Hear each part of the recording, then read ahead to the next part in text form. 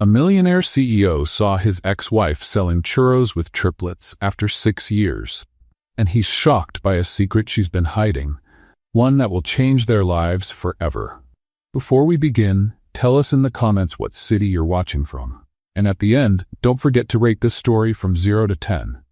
Enjoy the story. John Baker was driving past the traffic light when something in the square on his left made his heart freeze. It felt like time stopped in a single instant. "Stop the car, now," he ordered, his voice dry and urgent. The driver hit the brakes. John's eyes locked onto a small churro cart, painted red and white. Without another word, he opened the door and stepped out. He walked slowly, like someone approaching a ghost. The closer he got, the harder his heart pounded, stirring memories he thought he had buried long ago. Behind the churro cart, a woman moved with steady, experienced hands. For a moment, time stood still. John froze. It was her. Zoe Cooper, his ex-wife, the woman he hadn't seen in 6 years. Zoe looked at him with an unreadable expression, part surprise, part challenge. No tears, no sign of weakness. Just that same firm look he remembered from their fights years ago, when she always had the last word. But there was something more. Next to the cart, playing with bits of dough and laughing, were 3 boys, about 5 years old. Dark hair, light brown eyes, the same mischievous smile he saw every morning in the mirror. John felt the air leave his lungs. The boys looked exactly like him. Zoe caught his stare and crossed her arms. Her voice was firm, with a sharp touch of irony. "Do you want it with dulce de leche, or with regret?" He stood there, frozen. He wanted to say something, anything, but the words tangled on his tongue. All that came out was a shaky whisper. "Zoe, She cut him off effortlessly, as if seeing him was nothing new. "I sell churros now, not apologies." The silence between them grew heavy. The contrast was cruel. A man in an expensive suit, surrounded by power, facing a simple woman with an apron and work-worn hands. John glanced around. The cart was modest but well cared for. There was a line of customers, kids laughing, people praising the churros. And in the middle of it all, Zoe looked completely at peace. So different from him. Living in luxury but never feeling this grounded. He tried to steady his voice. "I didn't know that." "That I still exist?" she interrupted. "Yeah, surprise." The words hit him like a blow. He lowered his eyes, trying to gather himself. But before he could say anything else, one of the children ran up to Zoe, tugging at her apron. "Mom, the churro burned." She quickly turned to fix it, leaving John standing alone, watching. 3 identical boys, calling her Mom. His mind was spinning. Were they his sons? Zoe came back with the calm of someone fully in control. "If you're not buying, step aside. I've got customers." He hesitated. He wanted to say he needed to talk, to understand, but nothing came out. He just nodded and stepped back. "Zoe, are you okay?" She raised an eyebrow. "Better than before. Does that answer your question?" The words echoed inside him like a sentence. The boys were watching curiously. One of them whispered to the other, "He looks like the dad from the cartoon." Zoe heard it, hid a smile, and kept serving churros. John felt the ground shift beneath him. Everything he had built, the buildings, the empire, the pride, suddenly seemed small compared to this simple moment. He stepped back, looked at her one more time. Zoe didn't look away. She held the churro tons tightly and asked, with a hint of playful challenge, "Do you want sugar, or are you already sweet enough?" He swallowed hard. "I'll take one, with dulce de leche." She calmly served it, handed him the paper bag, and said flatly, "That'll be $15. He paid, but his hands trembled.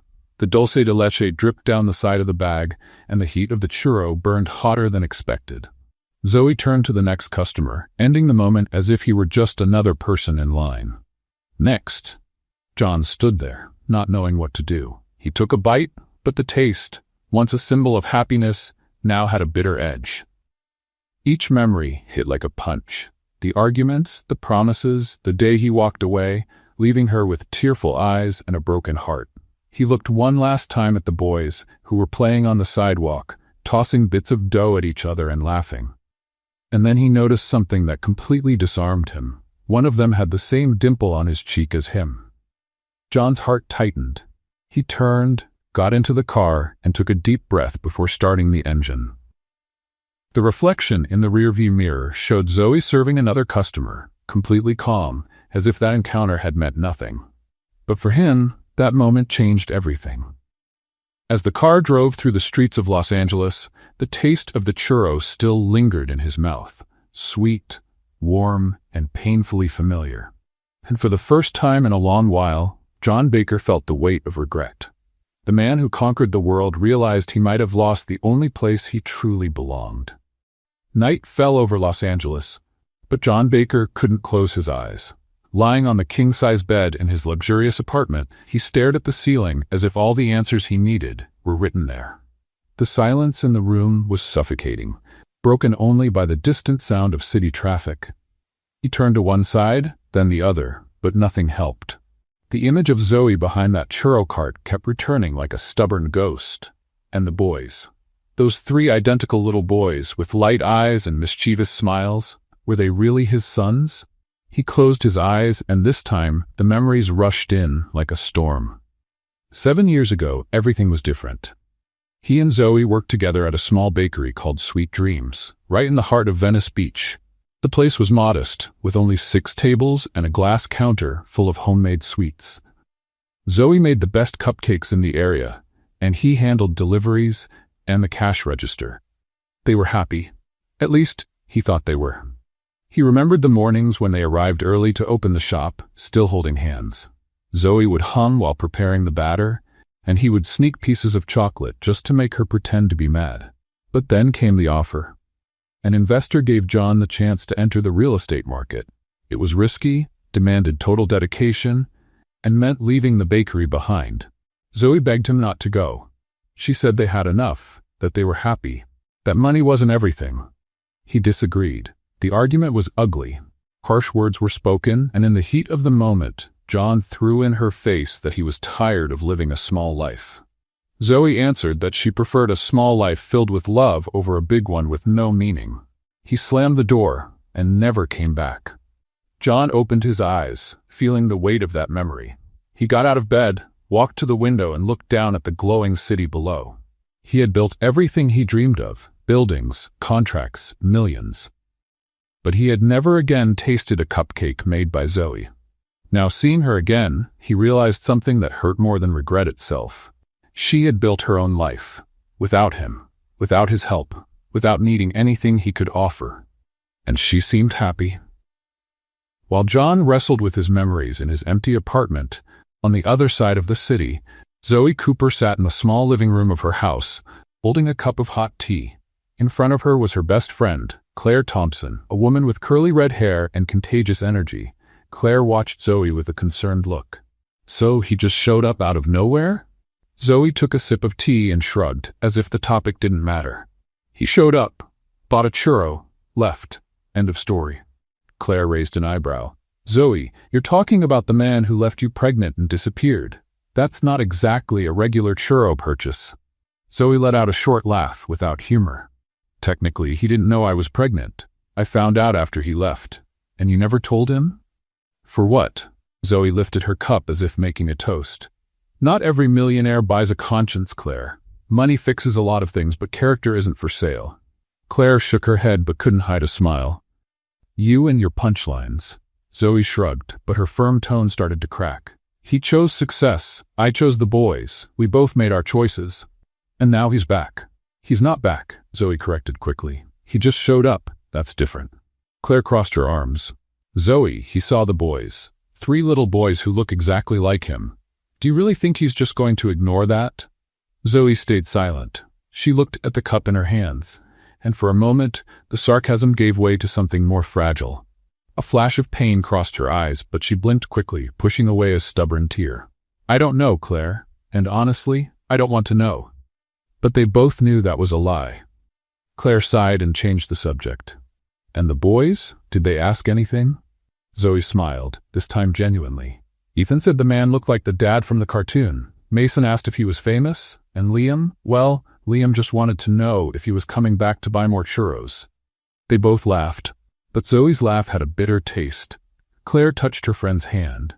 You built a beautiful life, Zoe, with or without him.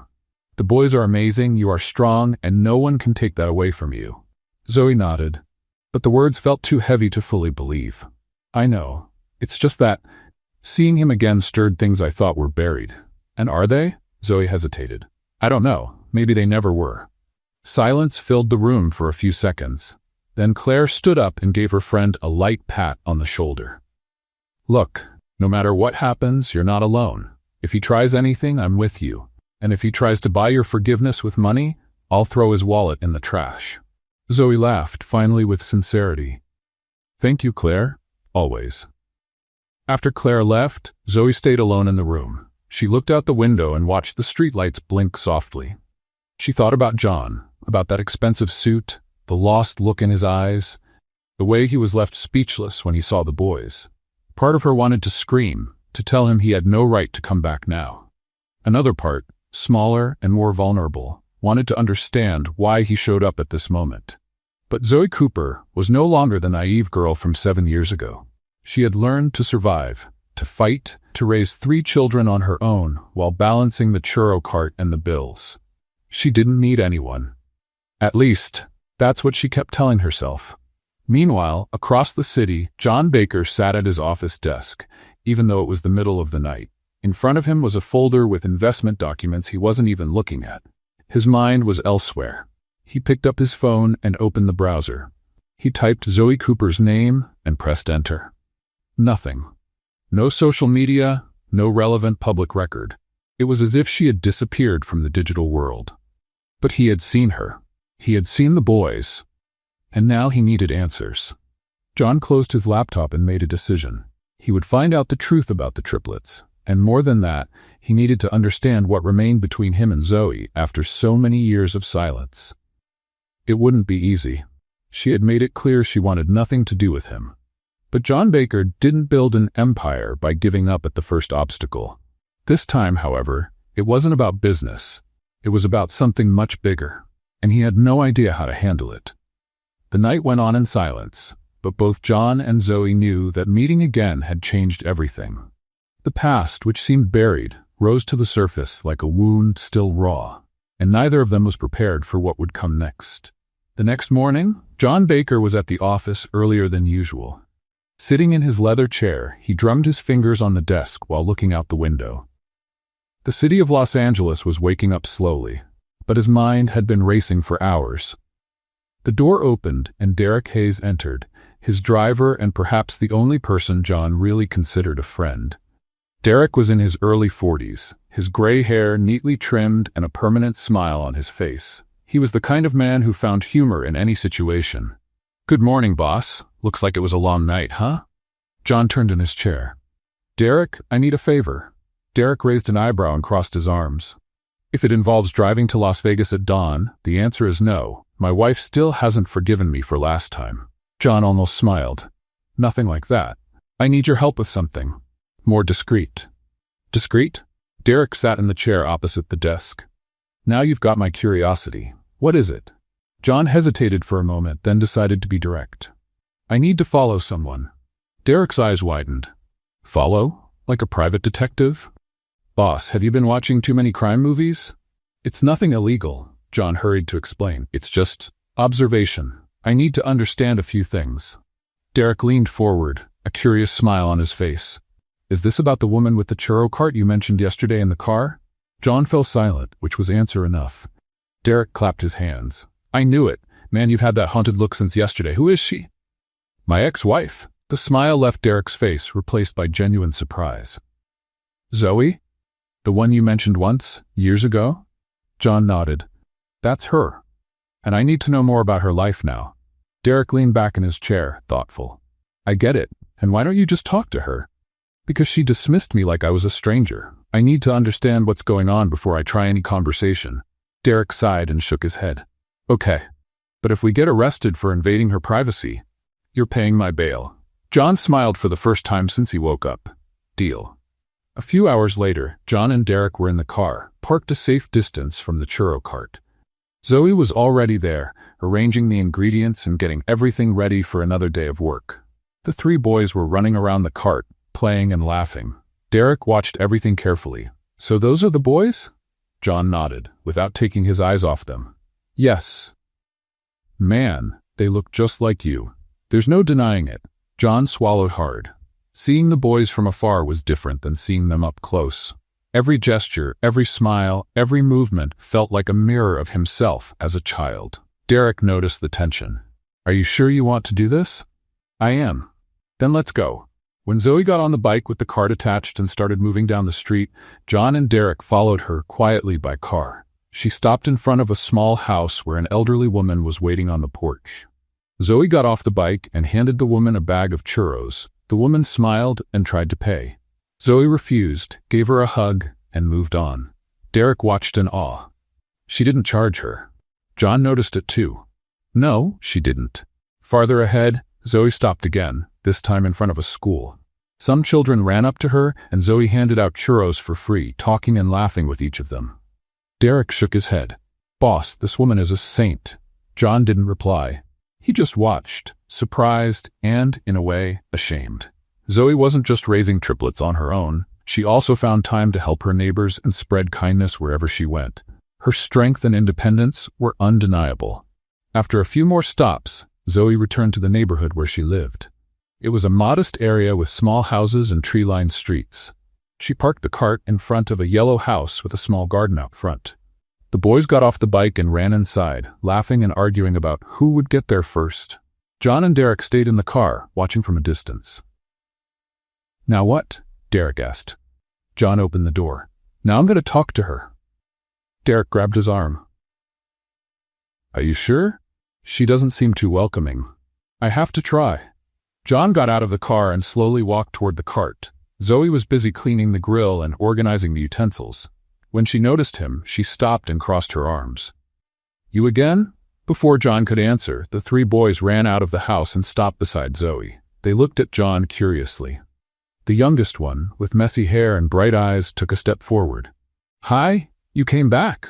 John smiled, a little awkward. "Hi, yes I did." The boy tilted his head, curious. "What's your name?" "John. John Baker." The boy's eyes widened. "John, really? Really? Why?" The boy looked at his brothers and then back at John. "Are you famous?" John frowned, confused. "Famous? Not exactly. Why do you think that?" The boy shrugged. "Because Mom talks a lot about some guy named John." The silence that followed was deafening. John felt the ground disappear under his feet. His legs went weak. Zoe turned red and quickly pulled the boys back. "Ethan, inside!" "But Mom, now!" The three boys ran back inside, laughing among themselves. Zoe stood still, looking at John with a mix of irritation and embarrassment. John tried to say something, but nothing came out. Derek, watching from afar, murmured to himself, "Looks like the past came back with interest and emotional correction, boss." Zoe, still red, crossed her arms and lifted her chin. "What do you want, John?" He took a deep breath. "I want to talk. Really talk." "About what?" "About everything. About the boys. About us." Zoe laughed, but without humor. "There is no us, John. You took care of that 7 years ago." "I know, and you have every right to hate me. But please give me a chance to explain." Zoe stared at him for a long moment. There was anger there, but also exhaustion, and maybe a touch of curiosity. "Explain what? That you left me to become a millionaire? That you chose money over me? That you never looked back?" Each word was a knife. John knew he deserved it. "I made a mistake, Zoe. A big one. But please, let me try to fix it." Zoe was silent. Then, surprisingly, she let out a bitter laugh. "Fix it? John, you don't fix 7 years of absence with one conversation. That's not how it works." "I know, but I can try." She shook her head and turned away. "Go away, John. Zoe, go. Away." John stood there for a few more seconds, watching her clean the cart with sharp, angry movements. He knew insisting now would be useless. He went back to the car, where Derek waited with a sympathetic look. "So?" John got in and closed the door. "She doesn't want to talk." Derek started the engine. "It's not like you were expecting anything different, right?"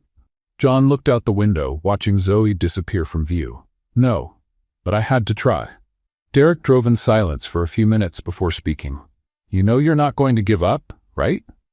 John gave a small smile. "No, I'm not." "So what are you going to do?" John thought for a moment. "I'm going to talk to her, not as a businessman, as a man, as someone who made the biggest mistake of his life and wants a chance to make it right." Derek shook his head. "Good luck, boss. You're going to need it." John knew Derek was right. Winning Zoe back wouldn't be easy. It might even be impossible. But he had to try, because for the first time in years, he realized everything he built meant nothing without her. The next day, John woke up with a determination he hadn't felt in years. He didn't have a perfect plan, only the certainty that he needed to talk to Zoe. Really talk this time.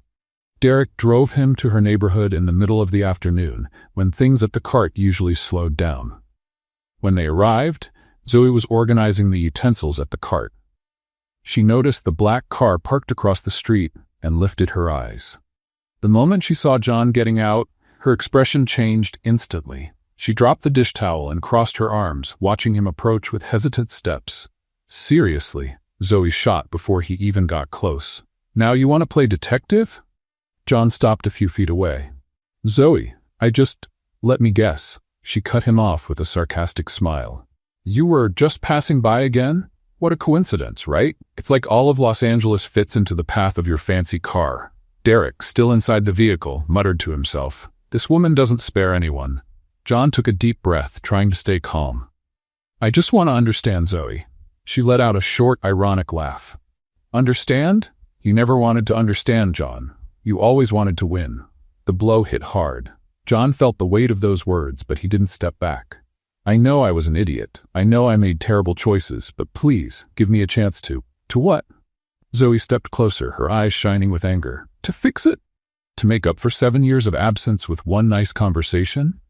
That's not how it works, John. He lowered his head for a moment, searching for the right words. I know that's not how it works, but at least let me try. Zoe stared at him for a long moment. There was anger in her eyes, but also something deeper. Something she was trying to hide. You want to try? Then tell me one thing. Why now? Why show up after 7 years? John hesitated. I didn't plan to show up. I saw you. By accident. By accident. Zoe repeated, shaking her head. Of course. And now that you saw me, you thought you could just walk back into my life like nothing happened? That's not it. Then what is it? John looked into her eyes, searching for a way to speak without making things worse. I saw the boys, Zoe, and I need to know. If they're yours, she finished, her tone sharp. He nodded, not looking away. Zoe laughed, but it wasn't a happy laugh. And if they are? What are you going to do? Suddenly become a father? Show up with expensive toys and think that fixes everything? No, I just want to. Before he could finish, the door of the yellow house opened and the 3 boys came running out, arguing with each other. I saw it first, shouted Ethan, the boldest of the 3. Liar! I saw it first. Liam pushed his brother lightly. You two are annoying. Mason, the quietest, crossed his arms and stayed behind. Zoe turned to them with a stern look. Boys, what did I say about fighting?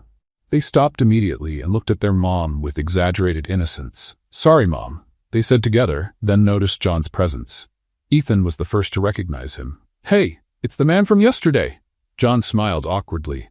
Hi, guys. The boys came closer, curious, ignoring the tension between the adults. You came back, Liam said, excited. I did. Mason, the most observant, studied John closely. Do you like churros? John blinked, surprised by the question. I do. Why? Because if you like them, you should try Mom's. They're the best in the world. Ethan and Liam nodded immediately. It's true. Nobody makes them better. Zoe tried to intervene. Boys, he doesn't need to. He has to, Mom. Ethan was already pulling John by the hand toward the cart. Come on, come on. John let himself be dragged, unable to resist the boys' enthusiasm. Zoe rolled her eyes but didn't stop them. Ethan grabbed a warm churro and held it out to John. Try it. But be careful, it's hot. John took the churro and took a bite. The taste was exactly how he remembered. Sweet, crispy, with that touch of cinnamon that brought back memories from what felt like another life. He closed his eyes for a second, and when he opened them, he saw Zoe watching him in silence. There was something in her eyes, something he couldn't quite read. Maybe surprise, maybe nostalgia. So? Liam asked eagerly. John smiled, genuinely this time. It's the best churro I've ever had. The boys cheered like they had just won a competition. I knew it, Ethan shouted. Mason gave John a light tap on the shoulder. Now you have to come back all the time. The comment caught John off guard.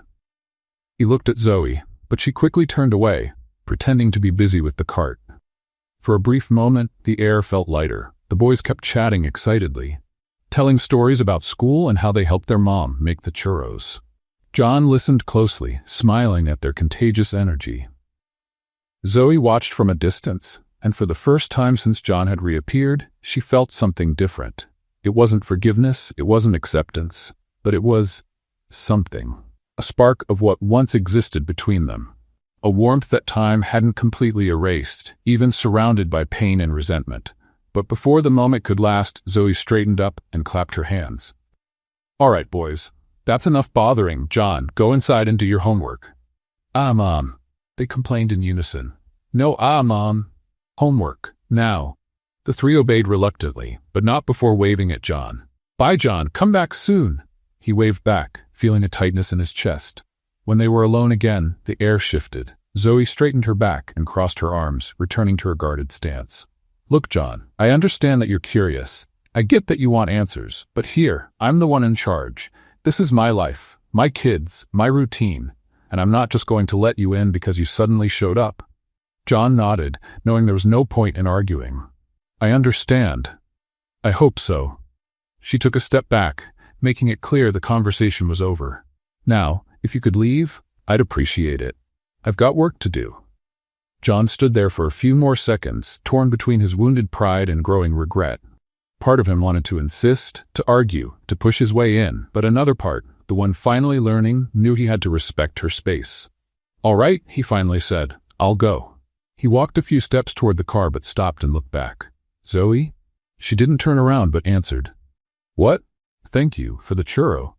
Zoe didn't reply, she just waved her hand dismissively. John returned to the car, where Derek was waiting with a knowing look. "How'd it go?"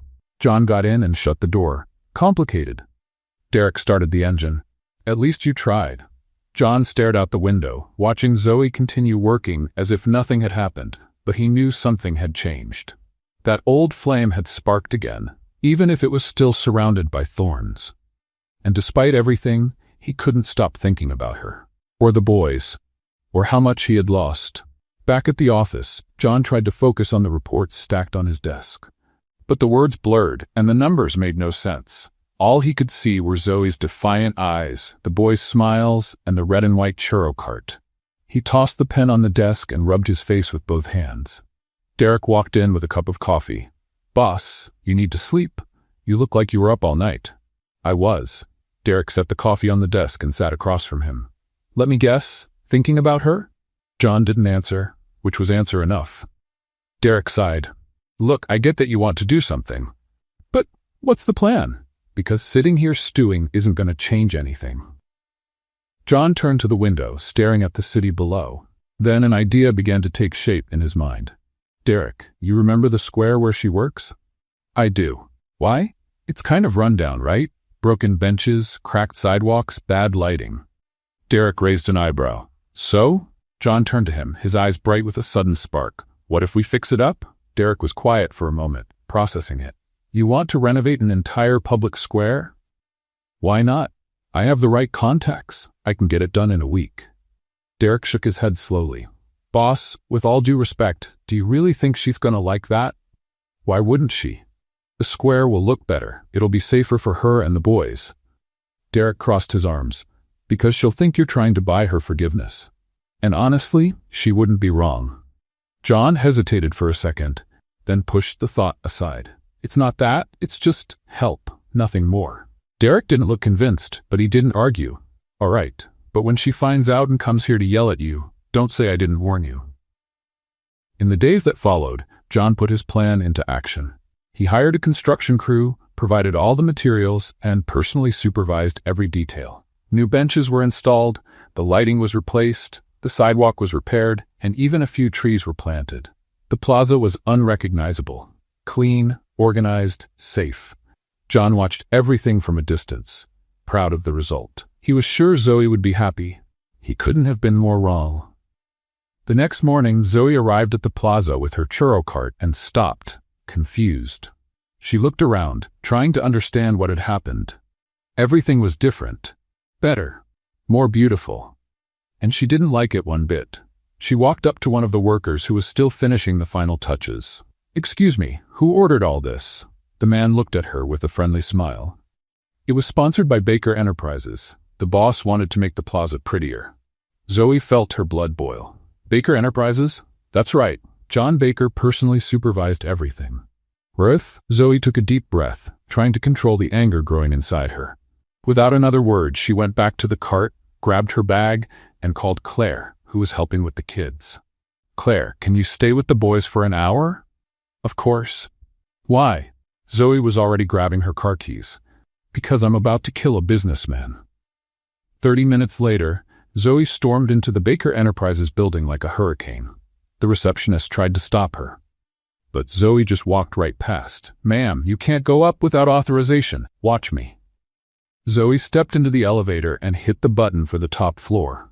When the doors opened, she marched down the hallway toward John's office, ignoring the curious stares from employees. She pushed the door open hard, making it slam against the wall. John was in a meeting with 3 executives, all of them turning in shock to see who had entered like that. Zoe pointed her finger straight at him. "You, with me, now." John went pale. "Zoe, I'm in a meeting. I don't care if you're negotiating world peace. Get out of that chair and come here." The executives glanced at each other, unsure of what to do. Derek, leaning against the wall, muttered under his breath. "I warned you." John stood up, trying to keep his composure. "Everyone, let's take a 15-minute break." The executives quickly left, relieved to escape the situation. Derek was the last to leave, closing the door behind him, after giving John a good luck look. Zoe crossed her arms and glared at John with a mix of fury and disappointment. "What did you do?" John tried to sound calm. "I renovated the plaza. I thought you'd like it." "Like it?" Zoe laughed, but there was no humor in the sound. "You thought I'd like being treated like charity?" "It wasn't charity. It was just what? A good deed? A way to ease your conscience?" John took a step forward. "Zoe, I just wanted to help." "Help?" She stepped closer too, still pointing her finger at him. "You want to help? Then respect me. I don't need your charity, John. I need respect." Her voice echoed through the room. John stayed silent, not knowing what to say. Zoe continued, relentless.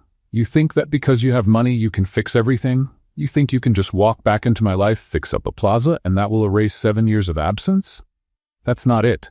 "Then what is it?" John hesitated. "I just wanted to do something good for you." Zoe shook her head in disbelief. "You don't get it, do you?" "You never did. I don't need you to do something good for me. I need you to see me, to respect me, to understand that I built my life without you." John lowered his head. "I know." "You know?" Zoe let out a bitter laugh. "No, John, you don't know, because if you did, you wouldn't have done this." She took another step toward him, and her words came out like a final verdict. "Money fixes plazas, not hearts." The silence that followed was crushing. John felt every word like a punch. She was right. He had tried to use what he had, money and influence, to make up for what he lacked, humility and understanding. Zoe turned to leave, but before opening the door, she looked back. "Let me give you some advice, John. If you really want to be part of my life, or the boys', you'll have to learn it's not about what you can buy. It's about who you can be." With that, she walked out, slamming the door behind her. John stood there in the middle of the room, alone.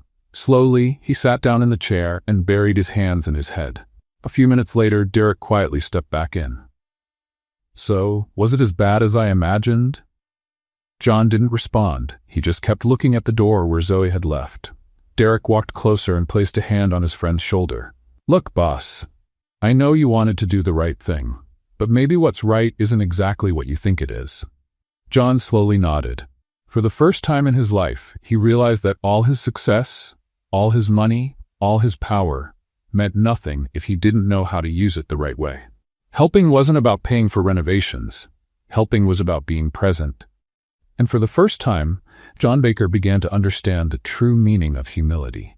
In the days that followed, John kept his distance. He didn't go back to the plaza, didn't try to reach out. He just watched from afar, thinking about everything Zoe had said.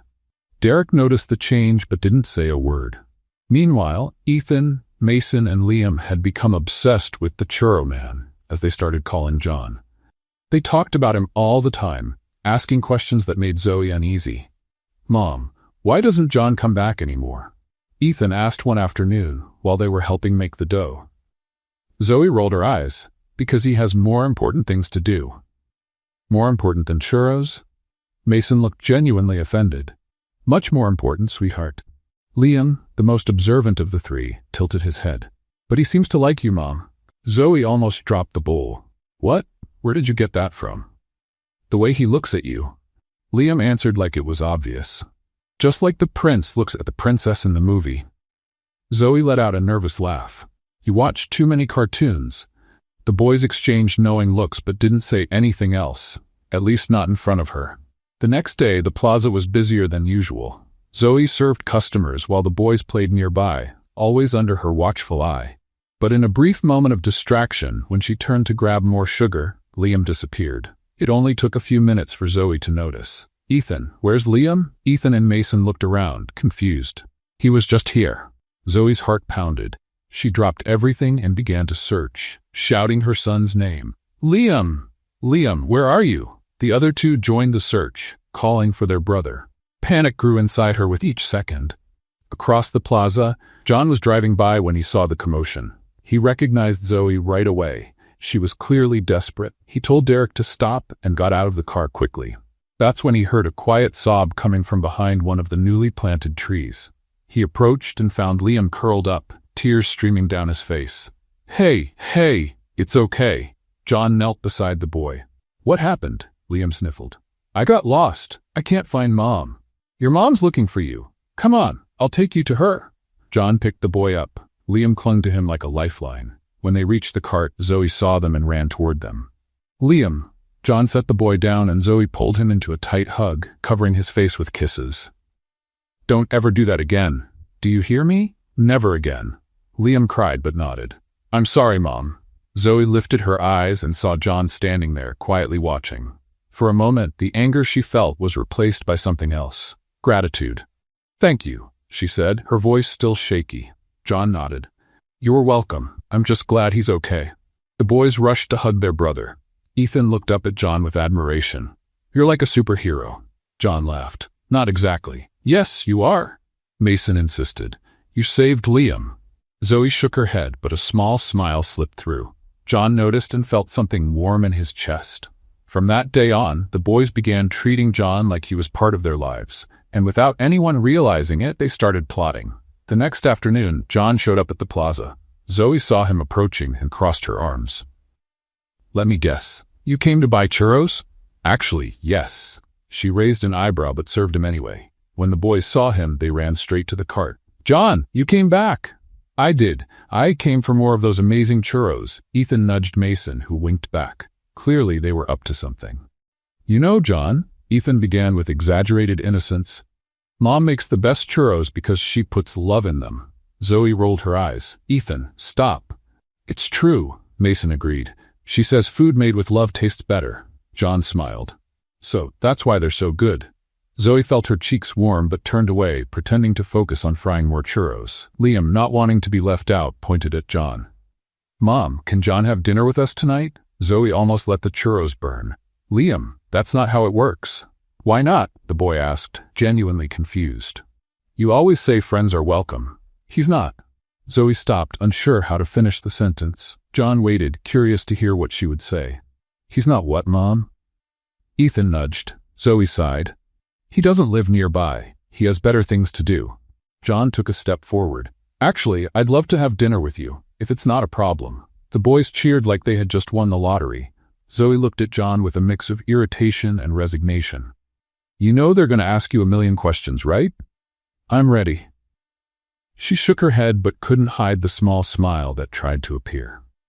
That night, John had dinner with Zoe and the boys in the small yellow house. The table was filled with laughter, stories, and churros. Because according to the boys, every meal was better with churros. The boys did exactly what Zoe had warned. They bombarded John with questions. About work, about cars, about why he wore a tie. John answered everything with patience and good humor. At one point, Ethan grabbed some sugar and drew a heart on the table. Mason and Liam laughed, trying to hide it. Zoe noticed, but pretended not to. John saw it too and smiled to himself. When the night ended, the boys were already dozing off on the couch. Zoe carried them to their room one by one while John waited in the living room. When she came back, she found him looking at the photos on the wall. Pictures of the boys, happy moments, a life built with love and effort. You did an amazing job with them, John said sincerely. Zoe crossed her arms, but her tone was softer now. Thank you. I mean it, Zoe. They're special. She nodded, glancing toward the hallway where the boys were sleeping. They're my life. John turned to her. I'm sorry for not being here, for not knowing. Zoe looked at him for a long moment. You couldn't have known. I never told you. But I should have come back. I should have looked for you. She shrugged. There's no point thinking about what should have happened. Life is what it is. John took a step toward her. And now? What happens now? Zoe hesitated. Part of her wanted to send him away, to protect herself and the boys. But another part, smaller and more fragile, wanted to give it a chance. Now? She repeated. Now you leave, and tomorrow you come back to buy more churros. Like a regular customer. John smiled. Just a customer? Zoe rolled her eyes, but the sparkle in them betrayed that something was shifting. Don't get used to it, Baker. I'm still mad at you. I completely understand. She walked him to the door. Before leaving, John stopped. Thank you. For dinner. For the chance. Zoe didn't answer, just nodded. But when she closed the door, she leaned against it and smiled. The boys were right. Maybe there was something there. Something small, fragile, but real. And for the first time in a long time, Zoe Cooper allowed herself to believe that maybe the past could be left behind. Maybe. The next afternoon, the Los Angeles sky darkened quickly. Heavy clouds formed, and soon the rain began to pour hard. Zoe had to pack up the cart early and return home soaked, with the boys running ahead, laughing and jumping in puddles.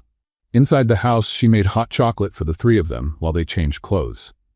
The rain tapped on the roof, creating a steady, comforting rhythm. Zoe was lost in thought when the phone rang. It was John. It was John. Are you all okay? I saw the rain got heavy. She smiled without meaning to. We're fine. The boys loved the rain, of course. Of course. He hesitated. Can I stop by? I brought something for them. Zoe sighed. John, you don't have to keep bringing things. I know, but I want to. She looked out the window, watching the rain fall. All right, but don't stay too long, okay? I've got things to do. I'm already on my way. 20 minutes later, John arrived with a bag full of children's books and a few board games. The boys welcomed him with excitement, jumping around and asking 1,000 questions at once. Zoe watched from the kitchen, a cup of coffee in her hands. There was something different in the way John interacted with the boys now, more natural, more present. After a while, the boys were busy with their new games, and John walked over to Zoe in the kitchen. I need to talk to you. The serious tone gave him away. Zoe set her cup in the sink and crossed her arms. About what? John looked at the boys playing in the living room, then back at her. About them, about the truth. Zoe felt her heart race. She knew this moment would come. She always knew. She just hadn't expected it so soon. Let's go outside, she said, grabbing a jacket. They stepped out onto the small covered porch behind the house. The rain was heavy, but they were sheltered. Zoe leaned against the railing, looking out at the soaked yard. John waited. He didn't want to pressure her, but he needed to know. After a long silence, Zoe finally spoke. They're yours. The words came out simple, direct, without hesitation. John felt his legs go weak. Deep down, he had always known. But hearing the confirmation was different. Zoe? Let me finish. She raised her hand, still not looking at him. I found out I was pregnant 2 weeks after you left. I was in shock. I thought about telling you, but you had already made it clear you didn't want anything else with me, that you'd chosen another life. John opened his mouth to respond, but she kept going. I only told Claire, no one else. I decided to raise the boys on my own. I didn't want your pity. I didn't want your money. I wanted to prove I could do it. Her voice wavered at the end, but she quickly pulled herself together. John took a step forward, but didn't get too close. Why didn't you look for me? Why didn't you give me the chance to be there? Zoe finally turned to face him. There were tears in her eyes, but also strength. Because you had already made your choice, John, and I made mine. He shook his head, feeling the weight of guilt growing inside him. I would have come back, if I had known. Would you? Zoe interrupted. Would you really? Or would you have felt trapped? Obligated? I didn't want you to come back because of responsibility. I wanted you to come back because you loved me, because you wanted to be with me. John stayed silent. He had no answer, because he knew she was right. Zoe wiped her tears with the back of her hand and let out a long sigh. I raised 3 kids on my own, John. 3. Do you know what that was like? Working all day, taking care of them at night, waking up at dawn when one of them had a nightmare, juggling bills at the end of the month. She stopped, her voice breaking. But I did it. I did it without you. John felt every word like a blade. He wanted to step closer, hold her, beg for forgiveness if that's what it took. But when he moved forward, she lifted her hand. Don't look at me like that. Don't look at me with pity. I made it without you. I know, he said, his voice rough. And I'm sorry. I'm so sorry for not being here, for not knowing, for being a coward. Zoe looked at him, and for the first time since he reappeared, there was something different in her eyes. Not anger, not hurt, just exhaustion.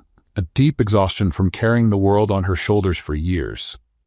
I don't regret it, she said more to herself than to him. I love my children. Every second of pain was worth it. But it was hard, John. It was really hard. John took another step, and this time she didn't stop him. I want to fix this. I want to be present. I want to be the father they deserve. And He hesitated. I want to try again, with you. Zoe shook her head, but there was no anger now, only tiredness. It's not that simple, I know. But I want to try. Let me prove I've changed. She looked at him for a long moment, trying to see if he was being honest or just saying what she wanted to hear. You ran away from what really mattered, John. You ran from me, from what we had. You chose money, success, power, and now you want to come back because you found out you have kids? It's not just because of the boys, he said, his voice steady. It's because of you. It's always been you. I was just too stupid to realize it. Zoe let out a humorless laugh. You really were. I was, he admitted.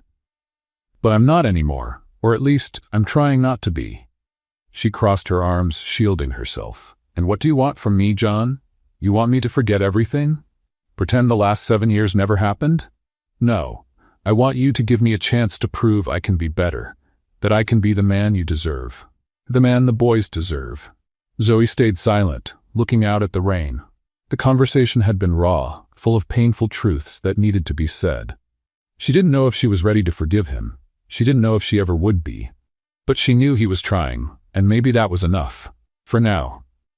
I'm not going to make this easy for you, she said at last. If you want to be part of our lives, you're going to have to prove it. Not with money, not with gifts, with presents. John nodded. I understand. And the boys, they'll need to know the truth, that you're their father. When you think the time is right, I'll be ready. Zoe looked at him, and for the first time, she saw something beyond the arrogant businessman who left years ago. She saw a broken man, full of regret, willing to change. She didn't know if it was enough, but it was a start. Then prove it, she said simply. John nodded, feeling the weight of that challenge. But he was ready. For the first time in years, he knew exactly what he needed to do. It wouldn't be easy. Winning Zoe back, earning the boys' trust, proving he wasn't the man who once ran away from what truly mattered. But he would do it. Somehow, he would. Because now he knew that everything he had built, the buildings, the money, the success, meant nothing without them. When they went back inside, the boys were scattered around the living room, playing with their new games. They looked up at the two adults, sensing that something had changed, though they didn't understand what. Are you okay, Mom? Liam asked, always the most sensitive. Zoe smiled and ruffled his hair. I'm fine, sweetheart. John watched the scene, and something warm spread inside him. This was real. This was what truly mattered, and he wasn't going to run away again. Not this time. The next morning, John woke up with a clear purpose. He wouldn't go back to the office. He wouldn't take business calls. Today, and for the next few days, his priority would be something else. Derek found him in the garage, wearing jeans and a simple t-shirt instead of his usual suit. Boss, are you okay? I've never seen you without a tie on a weekday. John smiled. Better than ever. Let's go. Where to? To Zoe's neighborhood. I've got work to do. Derek raised an eyebrow but didn't argue. He grabbed the keys and they headed out. When they arrived, Zoe was setting up the churro cart like she did every morning. As she saw John getting out of the car with a toolbox in hand, she froze and put her hands on her hips. What are you doing? John lifted the box. Came to fix the cart's wheel. I noticed it's a little crooked. Zoe blinked, surprised. You? Fix it?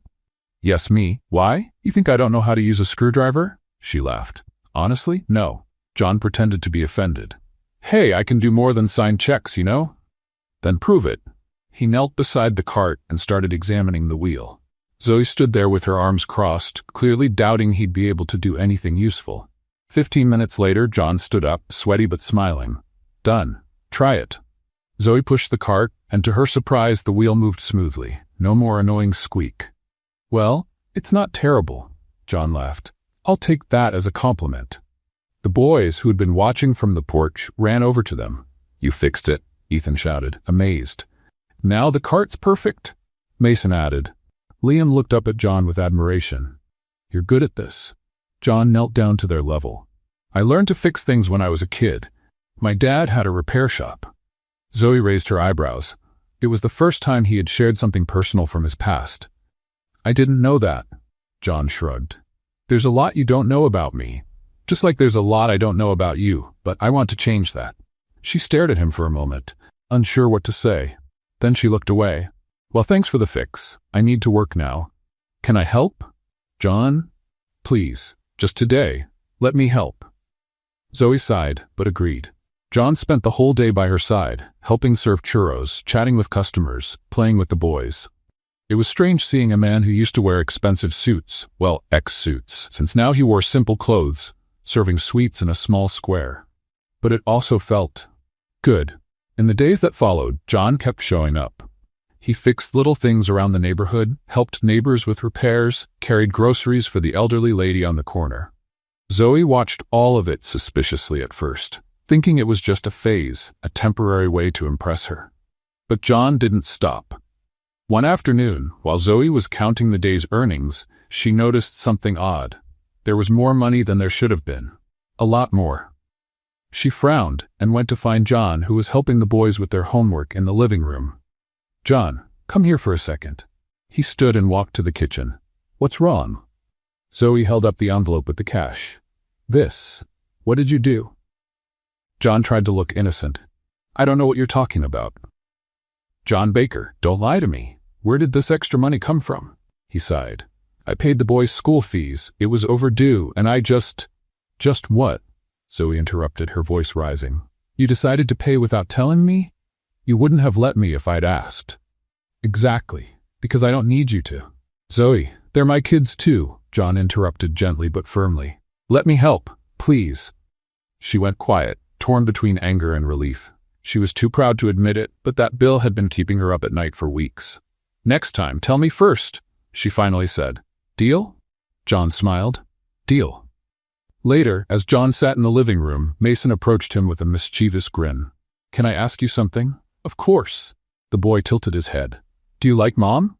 John almost choked on the water he was drinking. What? Do you like Mom?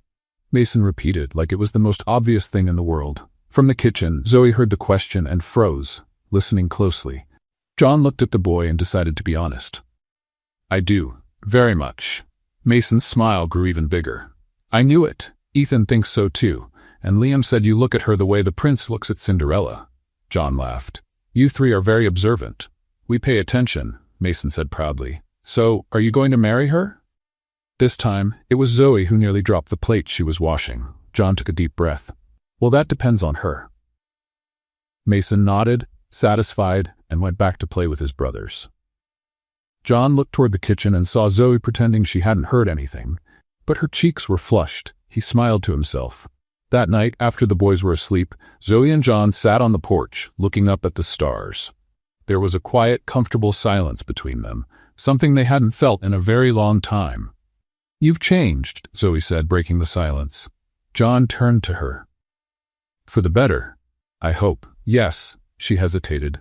I don't know if I'm ready to trust you completely yet, but it's better. That's something already. She gave him a small smile. Yes, it is. John was about to say something when his phone rang. He looked at the screen and saw it was his mother. He ignored the call. Aren't you going to answer? Zoe asked. It's not important. The phone rang again and again, until John, annoyed, finally answered. Hello? His mother's voice came through loud enough for Zoe to hear. John, I need to talk to you, now. Mom, I'm busy. Busy with that woman? John, you're making a fool of yourself. Everyone's talking. John closed his eyes, trying to stay calm. Mom, it's not like that. Of course it is. You abandoned the company. You're living in a poor neighborhood, taking care of children that aren't even. Mom, John interrupted, his voice firm. Stop. Now. There was silence on the other end. I didn't abandon anything. I'm taking care of my family, and those children are my sons. Your grandsons. John, and if you or anyone else in the family has a problem with that, then it's your problem, not mine. He hung up and looked at Zoe, who had been quietly watching the whole thing. I'm sorry about that. She shook her head. Your family doesn't approve. No, but I don't care. Zoe studied him for a moment. Are you sure? Because this could make things harder for you. John took a step toward her. Zoe, for the first time in my life, I feel truly human.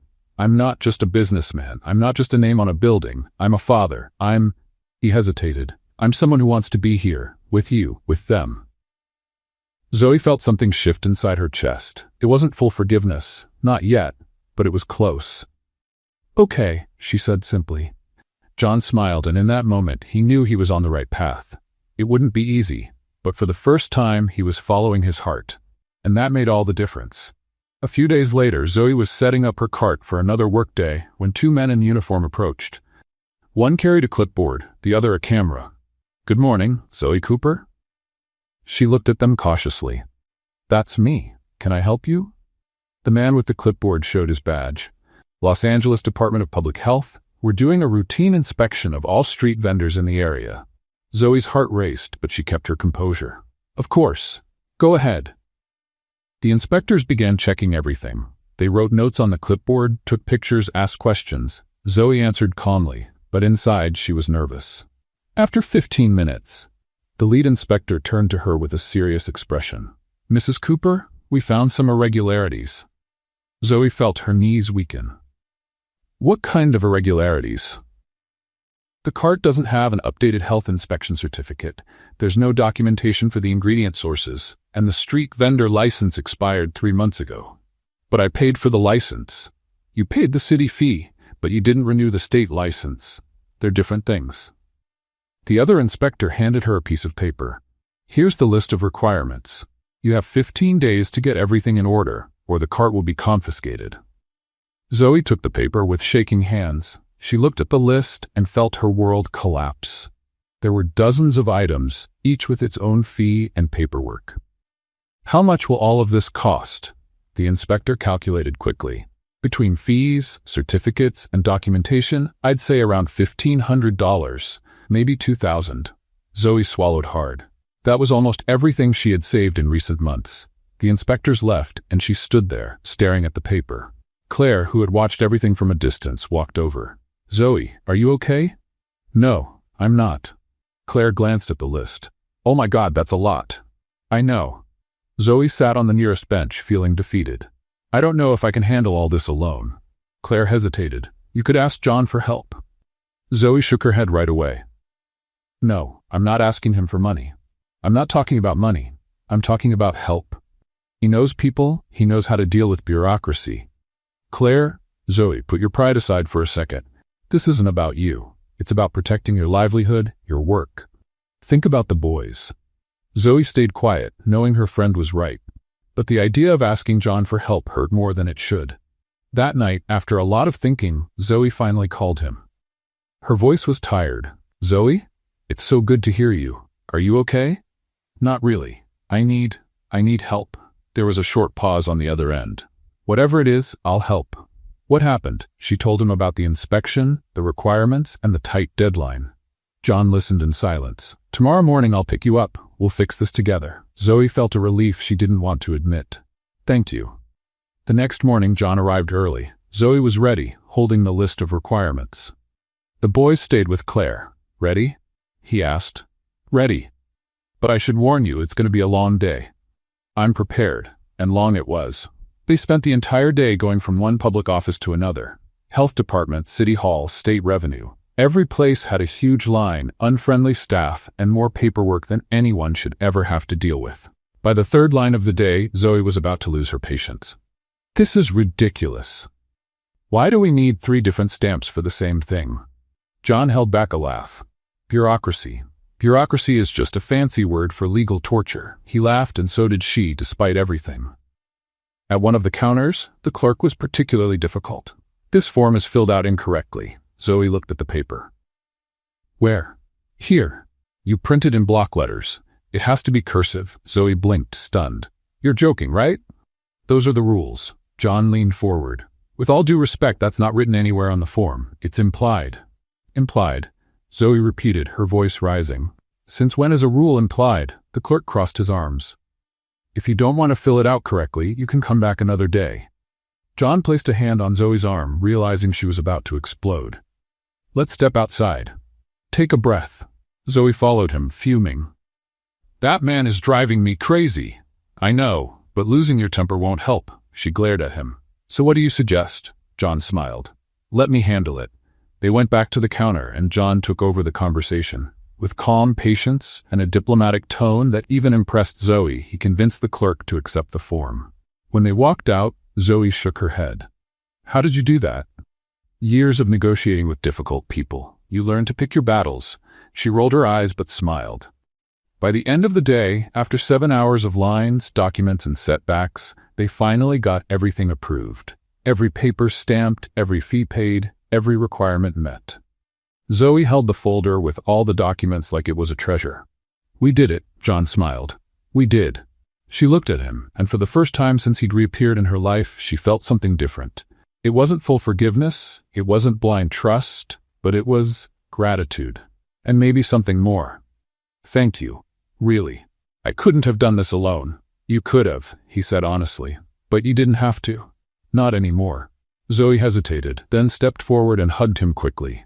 It was a brief, almost awkward hug, but it meant everything. When she stepped back, her cheeks were red. This time, you helped the right way. John smiled, feeling warmth spread through his chest. Good to know. On the way back, they talked about everything and nothing. They laughed about the day's mishaps, complained about the clerks, and made plans to avoid future problems. It felt strange, but also good. Natural. As if the years apart were slowly fading, replaced by something steadier. When they got to Zoe's house, the boys ran to meet them. Mom, did you get it? Zoe lifted the folder. We got it. The three of them cheered as if they'd just won the lottery. John watched with a smile on his face. Claire came closer. So? How did it go? Zoe looked at John, then back at her friend. It was good. He was good. Claire smiled but didn't say anything. Later, when John was leaving, Zoe walked him to the car. John? He turned. Yes? Thank you, again, for being here, for not giving up. He took a step toward her. I'll never give up, Zoe. Not on you, not on the boys. She held his gaze for a long moment, and something passed between them. It wasn't love yet, but it was the beginning of something, a bond. And for the first time, Zoe allowed herself to believe that maybe, just maybe, the past could be left behind, and the future could be built together. A few days later, John was at the office when he got an idea. He picked up the phone and called Zoe. Hi, are you busy? Always, she replied, but there was a lightness in her voice. Why? There's a street festival this weekend, music and food festival at Venice Beach. I thought you and the boys might like it. Zoe hesitated. John, I don't know. It'll be fun. Live music, food, games for the kids, and before you ask, no, it's not expensive. It's public. She laughed. You're learning. I'm trying. So, what do you say? Zoe looked at the boys playing in the living room and sighed. All right, but if you show up in a suit, I'll kill you. John laughed. I promise I won't. On Saturday, John showed up wearing jeans, a simple t-shirt, and sneakers. Zoe approved with a nod. Much better. The boys practically jumped on him. John, you're coming with us. I sure am. Ready to go? Yes. They all left together in John's car. Derek was driving, smiling as he watched the family-like scene unfold. When they arrived at the festival, the place was packed. Food stalls were everywhere, a live stage played Latin music, and the air was filled with a festive vibe. The boys ran ahead, amazed by everything. Zoe followed them, trying to keep them in check. Ethan, don't run so fast. Mason, hold Liam's hand. John walked beside her, smiling. They have a lot of energy. You have no idea, Zoe replied, smiling too. They stopped at a churro stand, and Zoe couldn't resist. Let's see if these are as good as mine. They bought some and handed them to the boys. Ethan took a bite and made a dramatic face. These aren't as good as yours, Mom, Zoe laughed, pleased. Obviously. John tried one and agreed. He's right, yours are much better. Zoe looked at him, surprised. Are you flattering me? I'm being honest. She shook her head, but her cheeks turned pink. Later, when the music picked up, people started dancing. A group of professional dancers got on stage, performing salsa with contagious energy. Mason grabbed Zoe's hand. "Mom, let's dance." She tried to resist. "Sweetie, I don't know how to dance salsa, but you do dance. You always dance at home." John raised an eyebrow. "Oh, really?" Zoe turned red. "Only when I'm alone." The boys didn't accept excuses. They pulled Zoe onto the dance floor and she gave in. She started dancing with the boys, spinning them around and laughing as they stepped on her feet. John watched from a distance, captivated. There was something in the way she laughed, the way she let go, that left him speechless.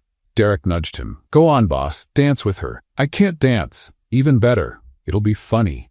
John rolled his eyes but walked closer. Zoe saw him coming and shook her head. "Don't even think about it. Come on, just one dance." "John, you don't know salsa." "And you do?" "More or less." He held out his hand. "Then teach me." Zoe hesitated, but the boys were already encouraging her. "Go, Mom." She rolled her eyes and took his hand. "But if you step on my foot, I'm leaving." John laughed. "I'll try not to." They started dancing, and as expected, John was completely clumsy. He stepped on her foot twice in the first 10 seconds. "John, sorry." Zoe laughed, and despite his lack of coordination, they kept going.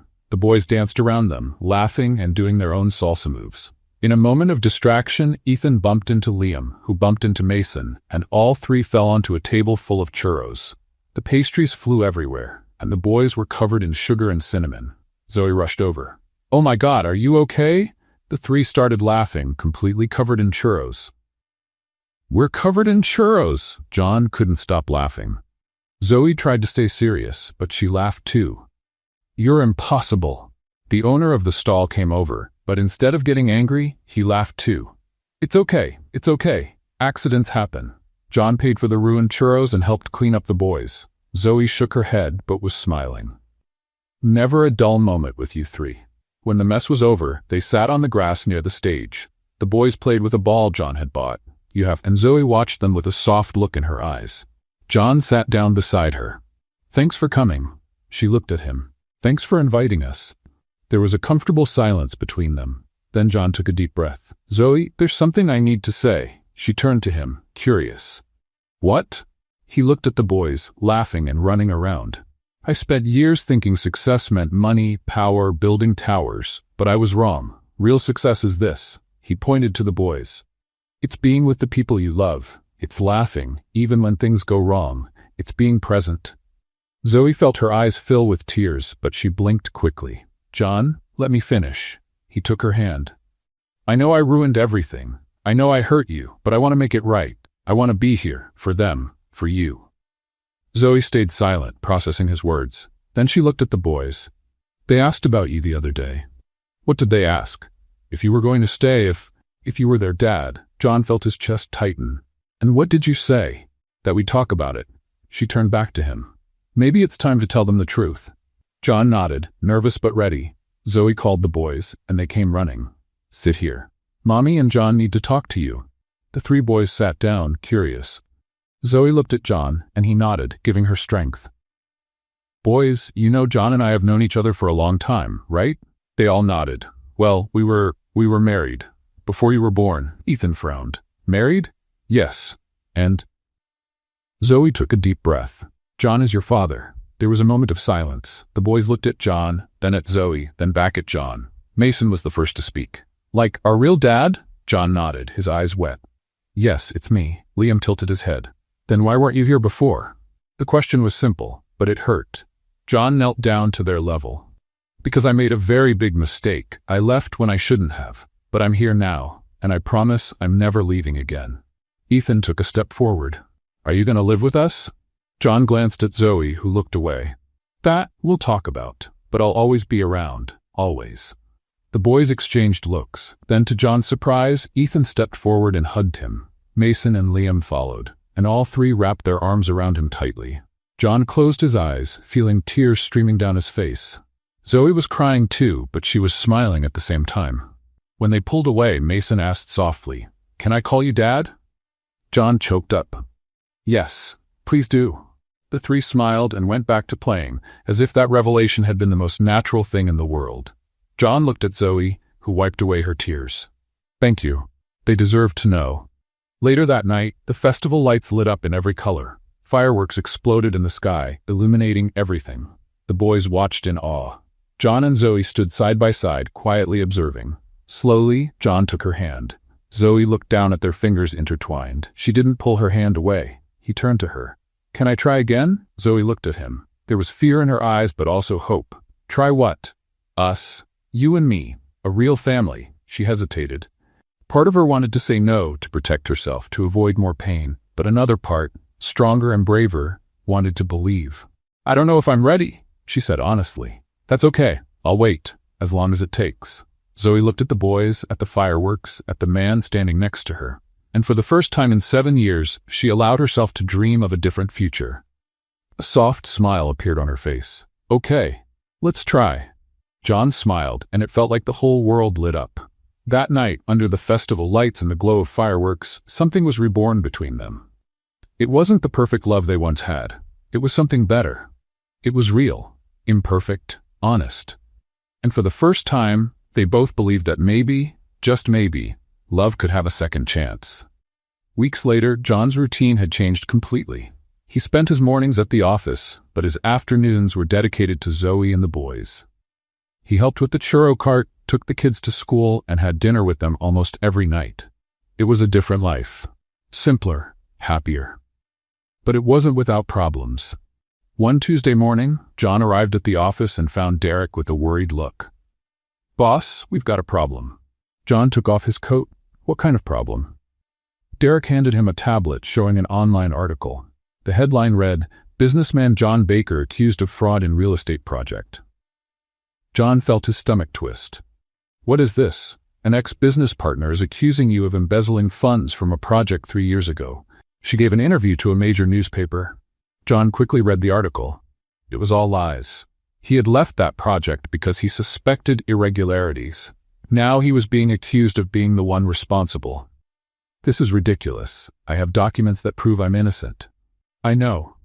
But you know how the internet works. People believe first and check later.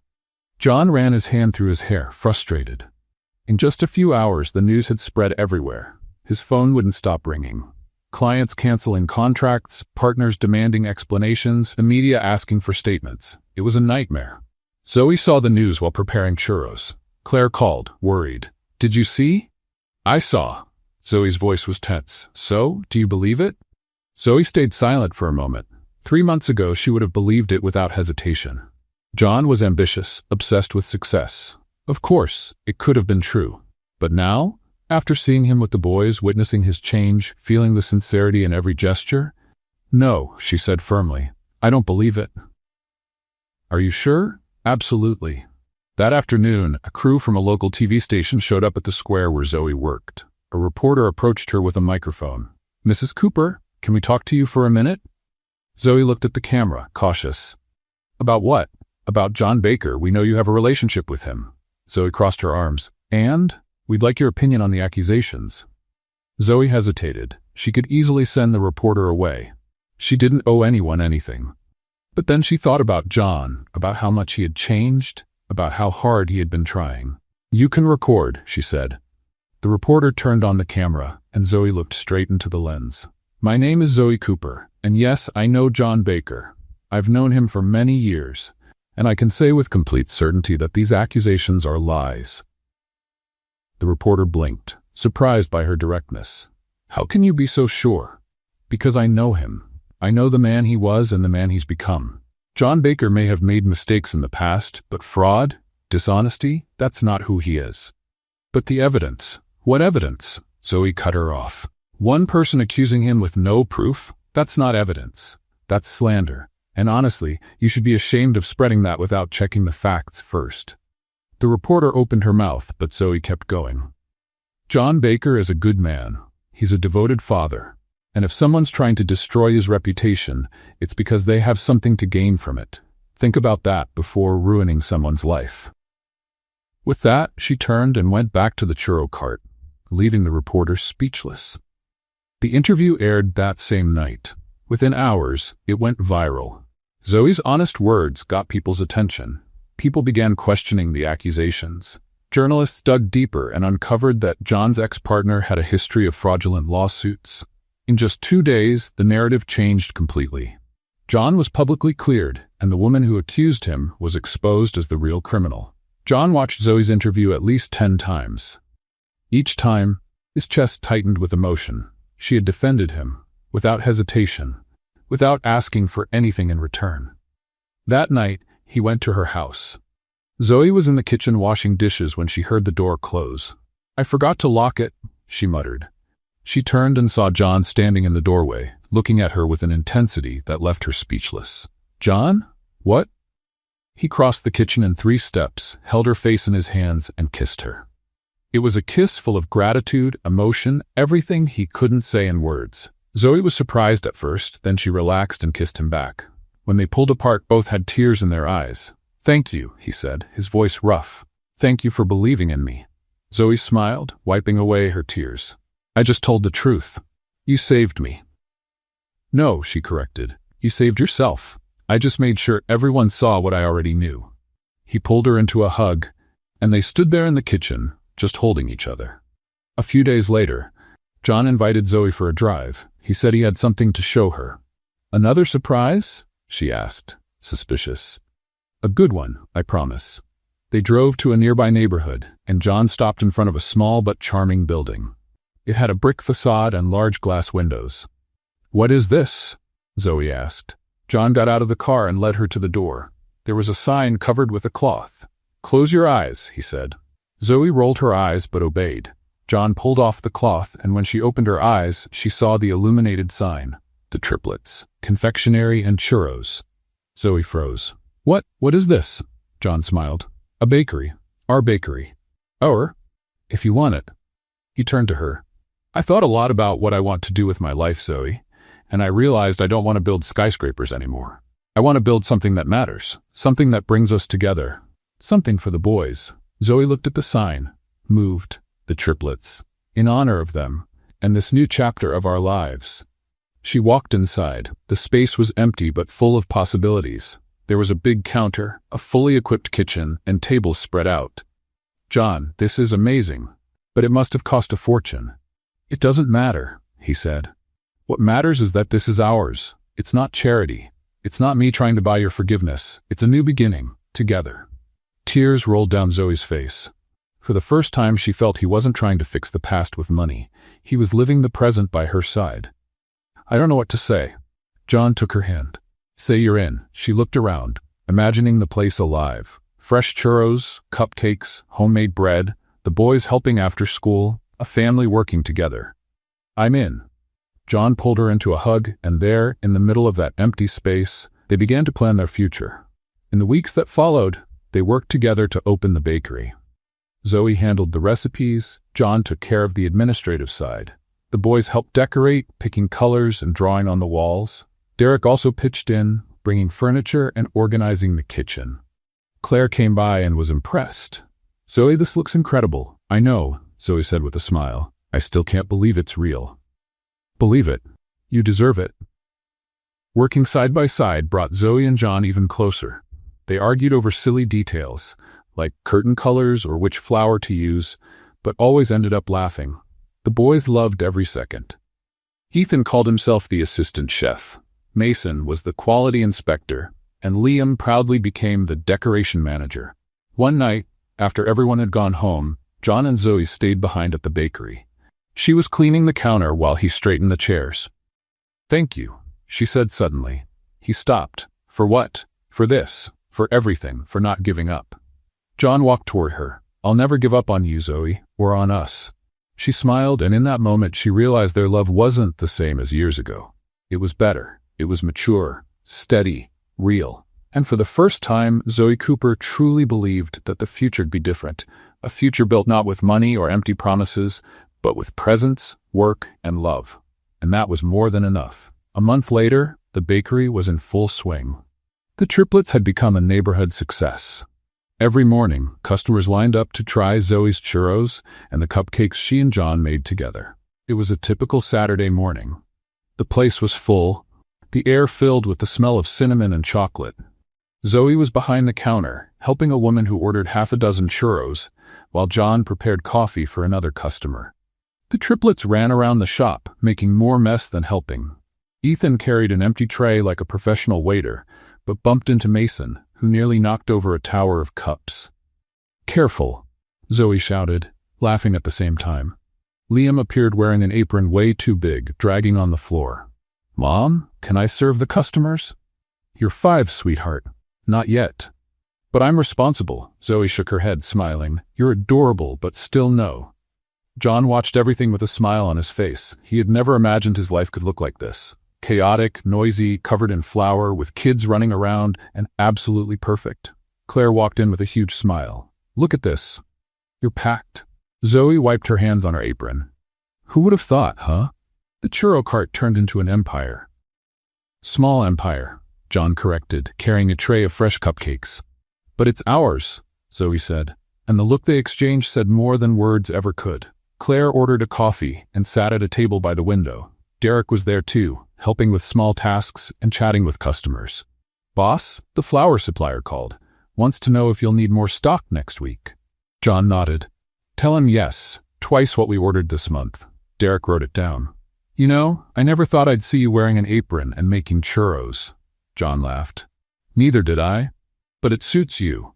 The businessman-turned-baker look is working." Zoe heard and nudged John. "Who would have thought, huh? The millionaire became the churro master." John turned to her with a playful grin. "And the churro seller became the owner of my heart." Zoe rolled her eyes, blushing. "You're getting more and more cheesy." "It's your fault. You made me this way." She laughed and gave him a gentle push. "Get back to work, Baker." "Yes, ma'am." The rush continued until mid-afternoon. When things finally slowed down, Zoe sat at one of the tables with a cup of tea. John joined her, bringing 2 cupcakes. "Try this. New recipe." She took a bite and her eyes widened. "John, this is amazing. What did you put in here?" "Professional secret." "Tell me." "Never." Zoe tried to get the recipe out of him, and they ended up laughing like children. The boys, tired from running around, sat on the floor near the counter, sharing a giant churro they had stolen from the kitchen. Ethan looked at his parents. "Are you two getting married again?" The question caught them both off guard. Zoe almost choked on her tea. "Ethan, where did you get that idea? Everyone at school has married parents. Why don't you?" Mason nodded. "It's true. That would be cool."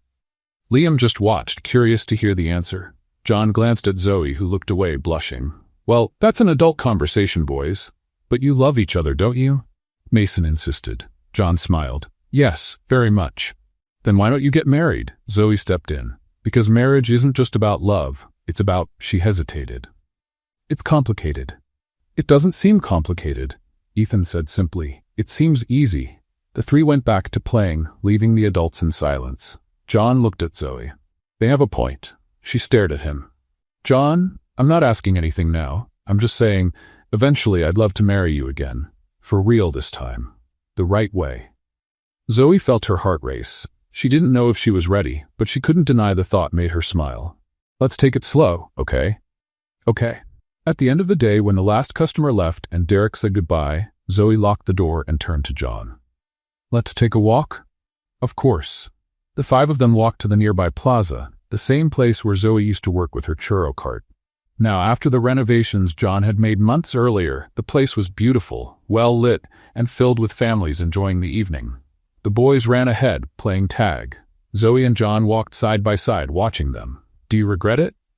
Zoe suddenly asked. John frowned. "Regret what?" "Leaving your life as a businessman to become a bakery owner." He stopped and turned to her. "Never. Not for a second. But you had so much money, power, prestige, and it was empty," he said firmly. "All of it was empty, Zoe. This, you, the boys, the bakery, this is real. This is what matters." She smiled, her eyes filling with tears. "You really did change, didn't you?" "I did, because of you." They kept walking, and John took her hand, interlacing their fingers. Zoe didn't pull away. They sat on one of the benches, watching the boys play. The sky was starting to darken, painting everything in orange and pink tones. "You know what I've realized?" Zoe said, breaking the silence. "What?" "The past doesn't hurt anymore." "Not the same way." John nodded. "Same for me. I think we finally made peace with what happened and built something new." He squeezed her hand. Something better. Zoe leaned her head on his shoulder, and they sat there, just watching the boys and the plaza around them. Ethan shouted from afar, "Dad! Mom! Look what I found!" He ran over with a flower in his hand, smiling. Mason and Liam ran behind him, each holding flowers they had picked from a flower bed. "Boys, you can't pick the flowers," Zoe scolded them, but she was laughing. "But they're for you," Liam said, holding out his. Zoe took the 3 flowers, pretending to be mad. "You're impossible. But you love us," Mason said with a grin. "Unfortunately, yes." The boys laughed and ran back to play. John watched Zoe holding the crushed flowers, smiling, and felt warmth spread through his chest. This was the life he should have chosen all along. Later, when they returned home, the boys were exhausted. Zoe tucked them into bed, one by one, kissing their foreheads. John waited in the living room. When she came back, she sat beside him on the couch. It was a good day. It was. They sat in a comfortable silence for a few minutes. Then John turned to her. "Zoe, I know you asked to take things slow, and I'll respect that. But there's something I need you to know." She looked at him, curious. "What?" "I love you. Not the way I loved you before, when we were young and naive. I love you in a mature, real way, one that understands love isn't just a feeling. It's a choice. And I choose you. Every day." Tears rolled down Zoe's face. "John, you don't have to say anything now. I just wanted you to know." She wiped the tears and smiled. "I love you too, and I choose you too." John pulled her into a hug, and they stayed like that, holding each other, knowing they had found something rare. A second chance. And this time, they wouldn't let it slip away. The love between them had been reborn. It wasn't the impulsive, fiery love of their youth. It was something deeper, stronger. It was mature, peaceful, sweetened with the same sugar and forgiveness that had flavored their new lives. What did you think of Zoe and John's story? Leave your thoughts in the comments. Rate this story from 0 to 10. Subscribe to the channel and turn on notifications to follow all our stories. And be sure to watch more emotional stories right here on the end screen.